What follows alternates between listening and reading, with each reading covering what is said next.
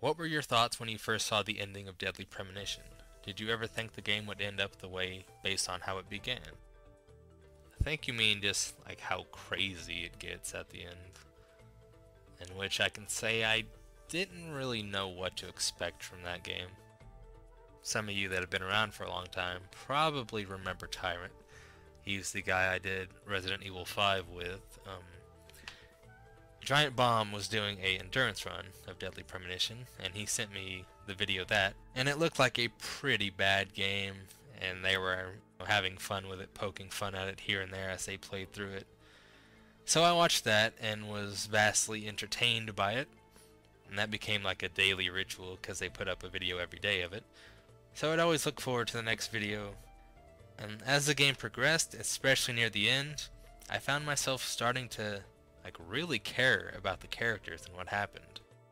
I like that game a lot now, I'll say that. I actually bought an Xbox for that game. I didn't have an Xbox until then. I'd always been on the fence about Xbox, and then I was like, you know, I should probably get one, that way I can play this Deadly Premonition hotness. And I don't regret that choice. That game's awesome. Right, Zach? But yeah, I didn't really expect that ending. It is pretty out there. And don't worry, I will get back to the game. I should be getting a new computer soon. And once that happens, I'll be in full production again, because it's been long enough. Have you ever given up on a game because you just found it too hard? There's been a couple of things achievement-wise I just kind of quit. I almost have a clear record. Almost. I think there's like 5 games now that aren't complete on my list. One of those is Marvel vs. Capcom 3. I don't have the finger dexterity, I guess, to pull off all those character combos. Maybe with a fight stick it would be better, but I don't know, I just can't seem to do it on the controller. But the thing about me is I'm very, very stubborn, and I will keep playing a game for hours, just repeating the same thing, trying to get through it. Because it takes about that long for me to actually get pissed off at it. So I've sat through some terribly difficult things. Most recently would be Metal Gear Rising. Some of those VR missions are just brutal. The Jetstream Sam DLC that just came out, you have to beat the last boss in that without taking any damage, which is also pretty fucked up. But I'll just stick at it stupidly until I get through it, which sometimes takes all day, which isn't a good way to spend time, I know. There is one thing in the Dishonored DLC that I hated. It's a wave-based survival mode kind of thing, where you have to kill each enemy personally. The problem with this is that they'll spawn different types of enemies, and these enemies can fight each other. So one of these factions has a dog. So let's say let's call them the alcoholics. One of the alcoholics spawns and throws a Molotov at the dog, it will kill it. And that can happen instantly. I had this power to slow down time. So like right before the round started and the enemies spawned, I would slow down time, you know, to try to get a head start on them. But this alcoholic spawned immediately in like mid-throw, throwing the Molotov over at the dog and killing it. And that just like resets all the progress on that achievement. So I'm like, you know what, this is fucked to the point that I don't even want to try it anymore.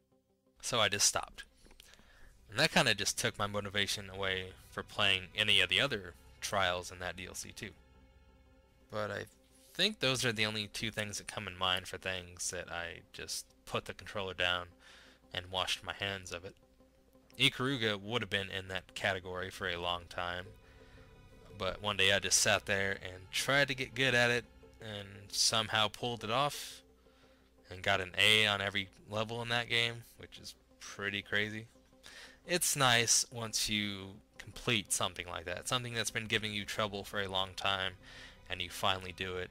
It feels rewarding, and I think that's probably why I try to 100% everything.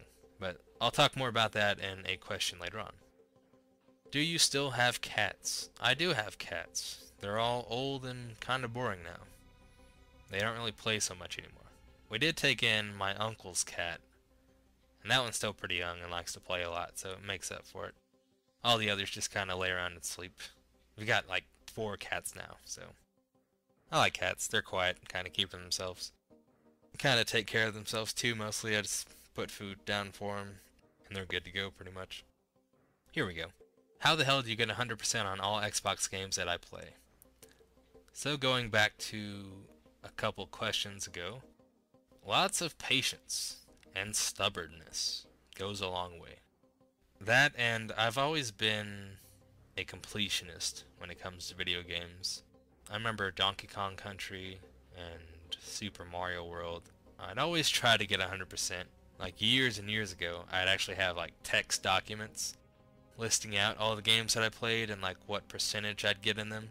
Always trying to go for 100%. Problem was, not too many games actually gave you a percentage back then. I guess not many still do, but you know, with achievements and trophies, you can kind of keep track of it that way. I've just always been driven to be a completionist, try to get 100% on things, even though at the end of the day it doesn't really mean that much. I've just wasted a lot of time and a lot of frustration for just a personal reward. Chrono, why did you decide to start making videos? Okay, back to Over the Gun. It must have been 2008, I think. 2008 or 2009 whenever I started.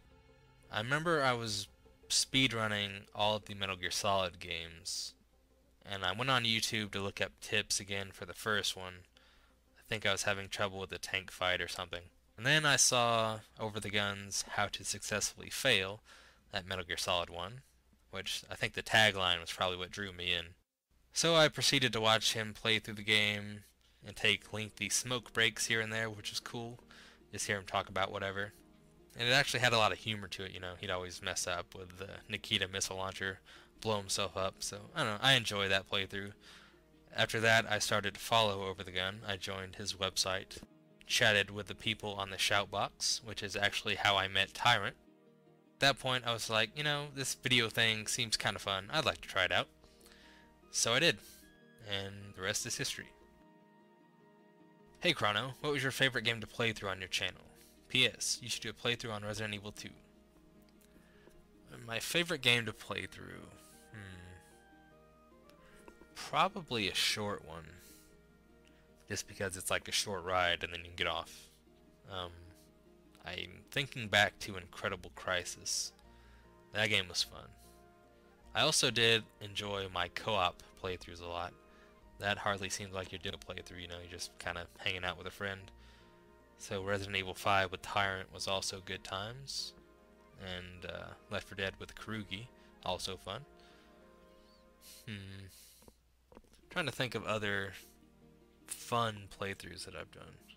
I know I enjoyed Mario 64 a lot. That was a fun game to do. Must have been if I didn't plan on getting 120 stars at the beginning, but then eventually did so anyway. Yeah, that was fun. I've actually done a lot of playthroughs. Speedrunning's always kind of fun, or it was back when I was good at it. So, you know, going through the MGS games speedrun style, kind of fun. I don't know. One of those is probably my favorite. And about Resident Evil 2, I don't think I have that game anymore. I know I played through it a bunch.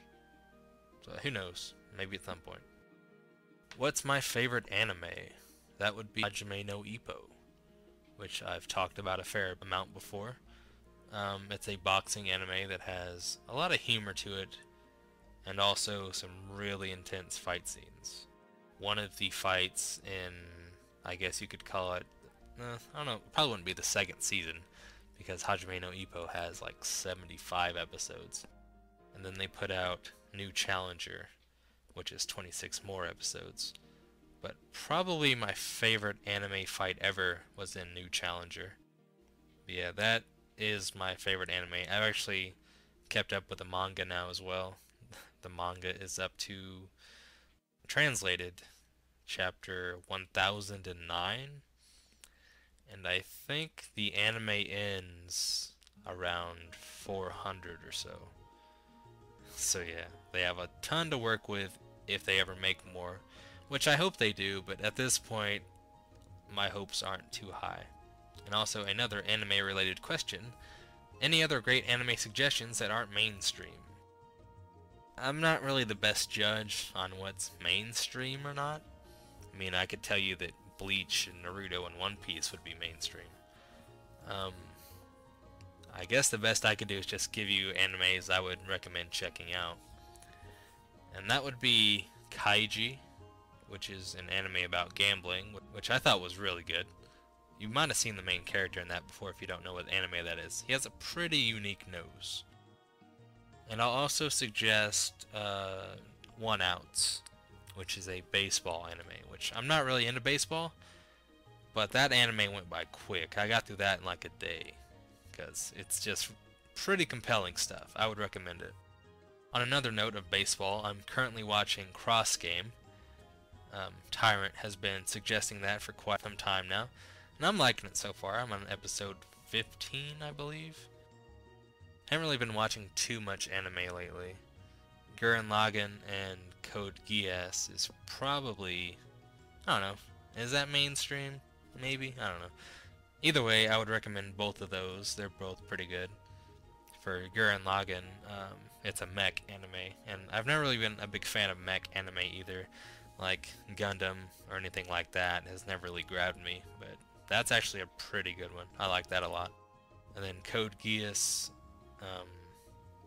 a lot of like subterfuge and political strategery going on. It's also really good. I like that a lot. I like to watch a lot of goofy anime as well, so I'll throw in Nichijou, Azumanga, Lucky Star, and Detroit Metal City in there too. All those are good for a laugh.